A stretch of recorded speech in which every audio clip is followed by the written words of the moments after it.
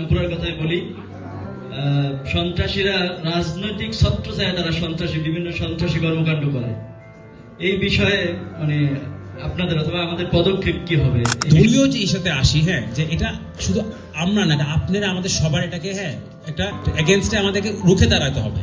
যে আমাদের দলীয় কেউ যদি করে, তার এগেনস্টে আমাদেরকে গলা উঠাইতে হবে, যে খালি চুপ করে বসে থাকবে, যে প্রতিবাদ করতে হবে। যে আপনি যে দলীয় দেখে যে সেই উমুক সভাপতি, সহসভাপতি, জয়েন্ট কনভেনার, এরকম আহ্বায়ক অনেক আছে, বাট দলকে যদি তার ভাবমূর্তি নষ্ট করে, এটা কি আপনারা আমার যারা দলের সাপোর্টার, যারা জিয়াউর রহমানের আদর্শে আমরা বিশ্বাস করি, আমাদের তাকে রুখে দিতে হবে।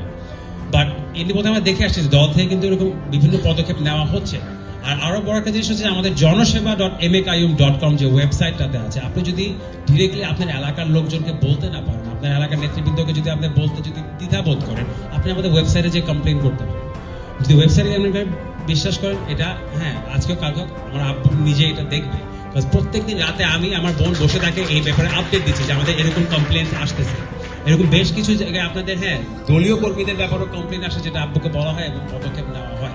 সো দল দেখে আমরা কিন্তু করবো না। আমরা কাজ করতেছি ঢাকা 11 আসন নিয়ে, ঢাকা 11 গণমানুষকে নিয়ে। তো তাদের যেখানেই সমস্যা হোক, যেই সমস্যা করুক, সেটা সমাধান করতে হবে।